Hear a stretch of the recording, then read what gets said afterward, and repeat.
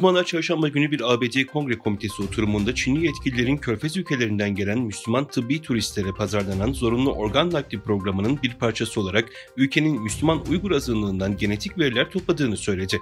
Kongrenin Çin Komisyonu'na ifade veren Komünizm Kurbanlarını Anma Vakfı'nda araştırma görevlisi ve zorla organ toplama hakkında bir kitabı olan The Salvatory yazan Ethan Gutmann, 20'li yaşlarının ortalarında 30'lu yaşlarının başlarına kadar olan Uygurların toplu toplama kamplarına alındığını ve organları için öldürüldüğünü söyledi. Gutmann, Çin'in organ toplama endüstrisinin 10 yıl önce yasaklı Falun Gong ruhani hareketinin taraftarlarını kullanarak başladığını, ancak Orta Doğulu tıbbi turistlerden gelen talep nedeniyle 2017 civarında Uygurlara ve Doğu Türkistan'da hapsedilen diğer Müslümanlara odaklanıldığını belirtti.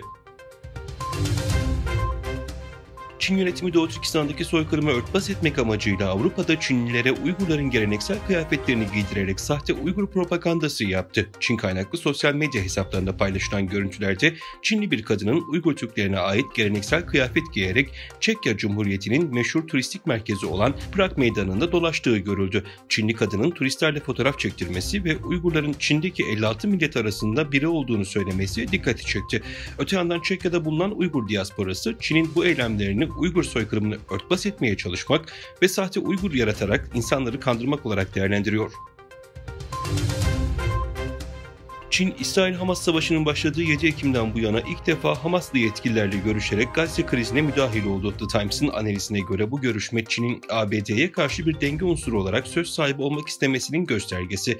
The Times'ın haberine göre Çin'in eski Lübnan Büyükelçisi Hamas lideri İsmail Haniyeh ile Katar'da yaptığı görüşmede Çin'in Gazze krizinde hem İsrail'in hem de Batı'nın tutumundan ayrışmakta olduğunun bir göstergesi.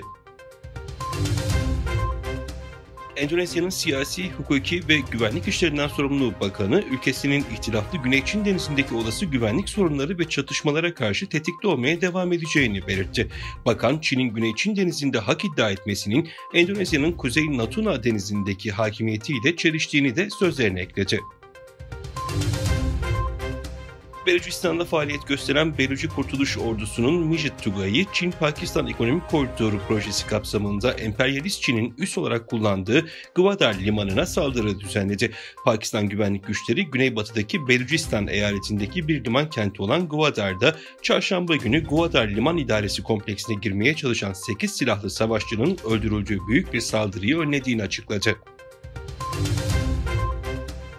İtalyan Rekabet Kurumu'ndan yapılan açıklamaya göre reşit olmayan kullanıcıları potansiyel zararlı içeriklerden korumadığı gerekçesiyle Çin merkezi ByteDance grubuna ait olan sosyal medya uygulaması TikTok'un İtalya, İngiltere ve İrlanda'daki şubelerine toplamda 10 milyon avroluk para cezası kesildi.